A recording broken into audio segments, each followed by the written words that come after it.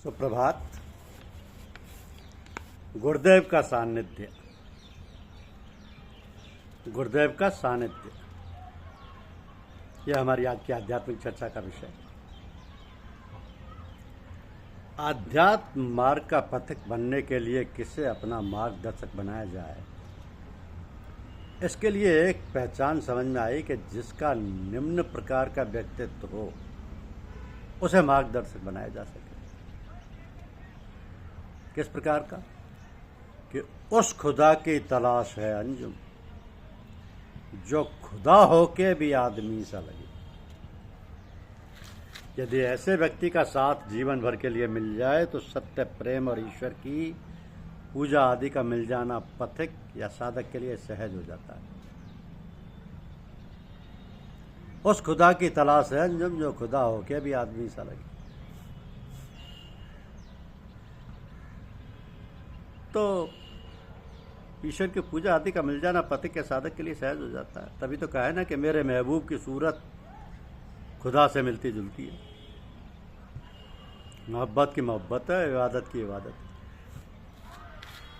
है। ऐसी शख्सियत या व्यक्तित्व को पहचानने वाले इस धरा पर कम मिल पाते हैं। फिर भी वर्षों तक जिन्होंने उसकी खोज किया पहचान रखते हैं। वो पहचान रखते हैं।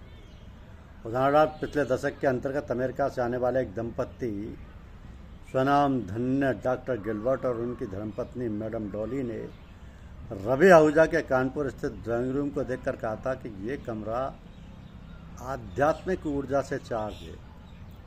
ज्ञातव्य है कि उसी कमरे में साहब जी प्रायः आकर ठहरा करते। तो ये रहस्यमय विशेषण आपके व्यक्तित्व की भूमिका के रूप में ऐसे तो लिखने पड़े कि आपको या कहने पड़े कि आपके प्रति आपके प्रेमी आपको महात्मा, संत, परम संत, सतगुरु और समर्थ सतगुरु के साथ साथ साहब जी, भाई साहब आदि कहकर अपना निकट का संबंध बना लेते हैं। ये सब मान्य विशेषण होते हुए भी आप एक सामान्य व्यक्ति दृष्टिगोचर होते हैं। इसलिए प्रेमी जनों के हृदय में आपका स्थान एक युग पुरुष जैसा, इससे कम नहीं। युग पुरुष का भाव है कि वर्तमान युग में आपके समान अन्य कोई व्यक्ति दृष्टिगोचर नहीं होता है।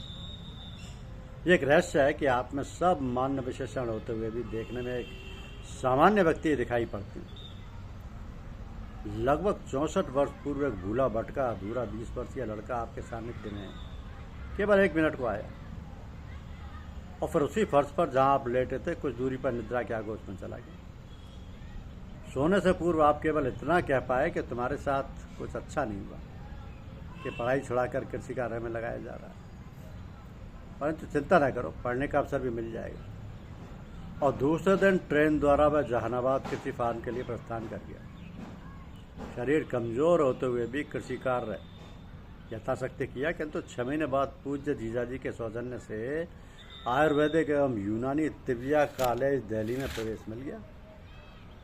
5 वर्ष के शिक्षण कार्य के अंतर्गत पूज्यपाद बाबूजी महाराज से पत्र व्यवहार होने लगा, जिसके फलस्वरूप बाबूजी के आदेश पत्र द्वारा आपके सानिध्य में पहुंचा और पूजा पाठ आदि की शिक्षा 1 सप्ताह के अवकाश काल में प्रारंभ हुई। किंतु दूरस्थ रहने और धनाभाव के कारण अर्ध सानिध्य पत्र व्यवहार के रूप में मिलने लगा, जो पूज्यपाद बाबूजी से जीवन काल तक और आपसे आज तक चल रहा है।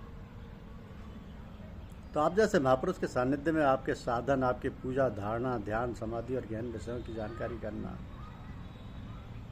सबके बस की बात नहीं, किंतु उनके सानिध्य में यदा कदा रहने का वर्णन कहा जा सकता है। अध्ययन काल में आपसे छुटपुट सानिध्य होता रहा। अध्ययन के बाद आप 2 दिन के लिए दिल्ली पधारे और दिल्ली घूमने की इच्छा प्रकट की। सन 1945 के सितंबर मास में आपके साथ दिल्ली घूमने का प्रथम दिन आपके नक्शबंदिया सिलसिले के महान सूफी संत हजरत बाकी बिल्ला साहब के मजार शरीफ पर गए और एक बड़े कब्रिस्तान के बीच बनी मजार को किसी अन्य से जानकारी दिए बगैर उन्हीं के मजार शरीफ पर बैठकर जियारत अता की। यह ज्ञातव्य है कि हजरत बाकी बिल्ला साहब इस सिलसिले के 24वें परम संत हैं, जो अरब देश से भारतवर्ष की रूहानियत या आध्यात्मिकता के आकर्षण के प्रभाव में भारत तशरीफ लाए थे। दूसरे दिन हजरत जाना साहब की मज़ार पर तशरीफ ले गए, जो जामा मस्जिद के बाईं और मछली बाजार के पास एक बड़े कब्रिस्तान के बीच कायम मकाम है। कब्रिस्तान के चारों तरफ 4 दीवारी बनी है, जिसमें रास्ते की तरफ एक बड़ा फाटक लगा है, जिस पर एक पठान तलवार लेकर पहरा देता है। पूज्य साहब जी ने अदाब के साथ पठान से कहा कि हम हजरत जाना साहब की मज़ार पर जियारत करना चाहते हैं। पठान ने कहा, आप हिंदू हैं तो शौक़ से जियारत कीजिए, मगर धोती की लांग खोलिए। आप अंदर जाकर पठान की बताई हुई मज़ार पर जाकर बैठे और मराकबा यानी ध्यान किया तो पता चला कि मज़ार जाना साहब के साहबजादे पुत्र की है, यानी साहबजादे की है। इसलिए हटकर और स्वयं ध्यान करके तीसरी चौथी मज़ार पर जाकर जियारत की और वापस चले आए। उस समय भारतवर्ष की कुल जनसंख्या लगभग 35 करोड़ थी, इसलिए दिल्ली आज के अपेक्षा एक छोटा शहर था। बड़े शहरों में जनसंख्या की दृष्टि से प्रथम कोलकाता, दूसरा मुंबई और तीसरे स्थान पर कानपुर शहर था। तो इस प्रकार पूज्य साहब जी के साथ हम तीनों, पूज्य साहब जी, बड़े भाई श्री प्यारे लाल जी और ये दास ने साइकिलों से 2-3 दिनों में पूरी दिल्ली की सैर की। उस समय कुतुब मीनार और मेहरौली दिल्ली से कई मील बाहर जंगल में थे, जो अब दिल्ली शहर के अंतर्गत दिखाई देते हैं। आपका सानिध्य सर्विस करने के समय में प्राय उन सभी स्थानों पर मिलता रहा जहाँ जहाँ इस दास को रहने का अवसर मिला।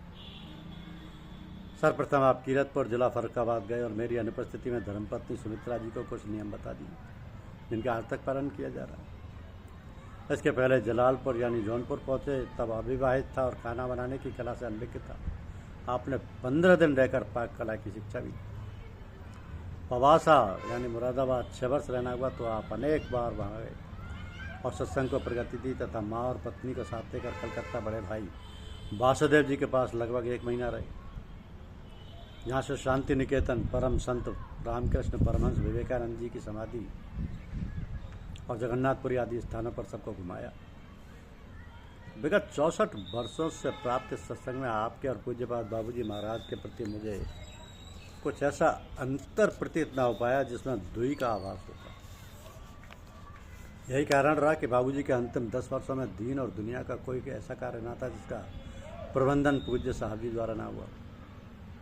उसी सिलसिले के बीच पूज्य बाबूजी महाराज ने आपने अपने कर कमलों से मुझे तुच्छ का हाथ पकड़कर जन्म जन्मांतरों के लिए दिनांक 17/8/1950 को दीक्षित कर दिया और धार्मिक मार्ग में आगे बढ़ाने हेतु मेरे विवाह का उत्तरदायित्व अपने हाथों में लेकर पूज्य राणा जी साहब को मेरठ भेजकर बड़े भाई श्री R.C. वशिष्ठ द्वारा शादी की व्यवस्था कराकर जीवन संगिनी सुमित्रा जी से विवाह 10/12/1948 को धामपुर जाकर करा दिया, जिसमें साहब जी, परम पूजनीय गुरु माता अम्मा जी और ज्येष्ठ गुरुपुत्र श्री राम बिहारी लाल जी शरीक हुए। और 2 महीने बाद दुरागमन की रस्म में स्वयं पूज्यपाद बाबूजी महाराज गए। तो पूज्यपाद बाबूजी ने मुझ पतित को अपनी दया का पात्र बनाकर 10 नवंबर 1936 को धार्मिक सेवा यानी इजाज़त करने का आदेश देकर पूज्य साहब जी के सुपुर्द कर दिया और मेरी प्रत्येक जिज्ञासा का समाधान पूज्य साहब जी से कराकर उस पर चलने का आदेश दिया। सन 1955 के अंतिम सप्ताह में मैं राज्य समाज जैसे महामारी से ग्रस्त हो गया, तो पूज्य बाबूजी महाराज ने नौकरी से छुट्टी दिलाकर अपने चरणों में फतेहगढ़ बुला लिया और बड़े भाई मास्टर साहब को पत्र लिखकर मुझे जुलाई 1957 में अमृतसर सफरवार भिजवा दिया और पूज्य साहब जी को मेरे साथ रहने और चिकित्सा की व्यवस्था कराने हेतु अमृतसर जाने को कहा। इस प्रकार पूज्य साहब जी के सक्रिय नियंत्रण में मेरा और दोनों भाइयों के परिवार के 15 सदस्यों का एक जत्था कश्मीर की सैर को चला, जो कश्मीर के दर्शनीय स्थानों जम्मू, श्रीनगर और वहाँ के मंदिर, पार्क, झील, टंगमर्ग, गुलमर्ग, खिलनमर्ग, अलपत्थर, पहलगांव, चंदनबाड़ी और शेषनाग आदि स्थानों की यात्रा करके जब 2 महीने बाद अमृतसर आए तो वहाँ के सैनिटोरियम के डॉक्टर ने नया एक्सरे देखकर बताया कि सैर सपाटे से रोग बढ़ गया, जो ऑपरेशन द्वारा ठीक हो सकेगा, किंतु किन्हीं कारणों से ऑपरेशन ना हो सका। 9 महीने सैनिटोरियम में रहकर फिर सर्विस में गया तो रोग पुनः उग्र हो गया। इसी समय पूज्यपाद बाबूजी महाराज ने 6 जुलाई 1959 को अपने को पर्दे में ले लिया। तो भयानक निराशा में मुझे लगा कि मैं एकाकी और अनाथ हो गया हूँ, किंतु मेरे भ्रम को पूज्य साहब जी ने दूर कर दिया और मुझे एहसास करा दिया कि पूज्यपाद बाबूजी पर्दा नहीं कर गए, अपितु पूज्य साहब जी के रूप में स्थानांतरित होकर मुझे सनात बनाए हुए। पिछले 3 वर्षों से जो बीमारी शारीरिक, मानसिक, आर्थिक और धार्मिक क्षति पहुंचा रही थी, उसे समाप्त करने हेतु आपने 20 नवंबर 1959 को भोपाली सैनिटोरियम में दाखिल करा दिया और 5 मास के प्रवास काल में सैनिटोरियम की रोगनाशक औषधियाँ और स्वास्थ्यवर्धक भोजन द्वारा काट छांट योग्य शरीर हो जाने पर 19 मई 1960 को पहला ऑपरेशन करके 4 पसलियाँ काट दी गईं और 10 जून 1960 को उसी स्थान को खोलकर 3 पसलियाँ काट दी गईं। तो पहले ऑपरेशन में किसी को नहीं बुलाया, मगर दूसरे ऑपरेशन पर बड़े भाई श्री शांति स्वरूप और श्री प्यारे लाल उस समय पहुँच गए जब मेरा शरीर ऑपरेशन टेबल पर ले जाया जा चुका था। 5 घंटे के ऑपरेशन के समय रोगी को पूर्णतः बेहोश रखा जाता है। उस समय जो दृश्य दिखाई दिया वो इस प्रकार है कि ऑपरेशन टेबल पर मेरी मृतदेह पड़ी थी और मैं पास खड़ा था सामने पूज्यपाद बाबूजी महाराज और पूज्य साहब जी के पास खड़े थे। दोनों के पीछे 2 लाइनों में फर्श से छत के रोशनदान तक सिलसिले के सभी बुजुर्ग खड़े थे। मैंने पूज्य बाबूजी से कहा कि मैं तैयार हूँ, आप जहाँ चाहें ले चलें। बाबूजी महाराज ने पूज्य साहब जी से कहा कि ज्ञानचंद से कहो कि अभी समय नहीं है, फिर देखा जाएगा। इसके बाद पता नहीं कितने समय बाद मुझे ऑपरेशन रूम से सर्जिकल वार्ड लाया गया।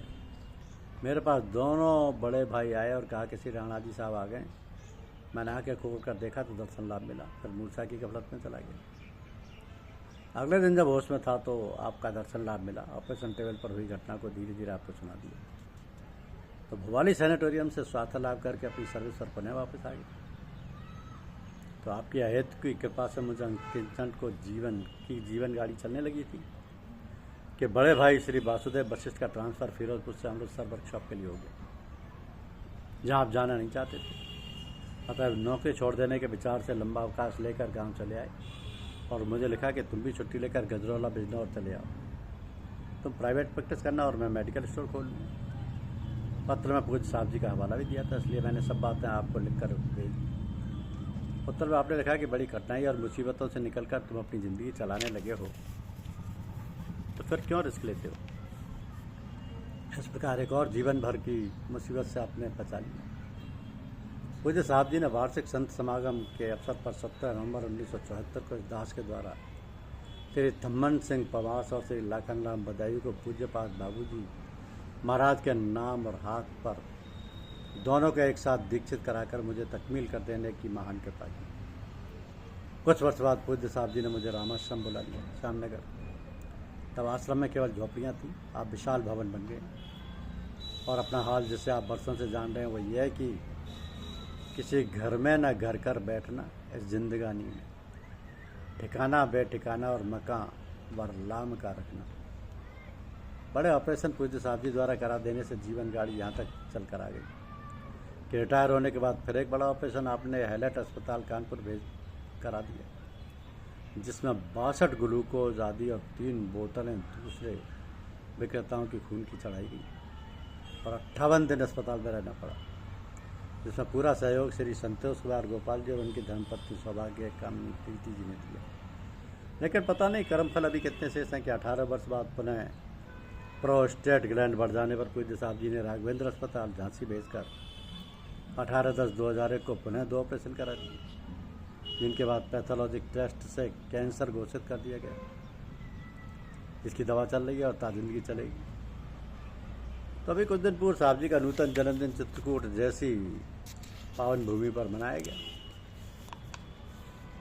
तो वहाँ से पूज्य साहब जी के साथ हम दोनों भी झांसी पहुँच गए। वहाँ जैसे ही परम स्नेही डॉक्टर RR सिंह और डॉक्टर मैडम संगीता ने परम स्नेह के अनुसार हम दोनों के खून के टेस्ट कराए, जिसमें कर्म फलानुसार इस दास के रक्त में ऑस्ट्रेलियन एंटीजन पॉजिटिव रूप में पाया गया, जिसे डॉक्टर कोई बड़ा सिम्टम समझते हैं, किंतु मैं नहीं समझता कि कोई रोग का सिम्टम मृत्यु से भयंकर होता होगा, क्योंकि मृत्यु अवश्यंभावी है। बस हमें आपकी दया की को देखते और भोगते रहना है, क्योंकि एक दिन सब कुछ शांत हो जाना है। पूज्य साहब जी की दया का सारा जीवन के अंत तक सहायक रहेगा, यही आशा प्रार्थना और याचना है।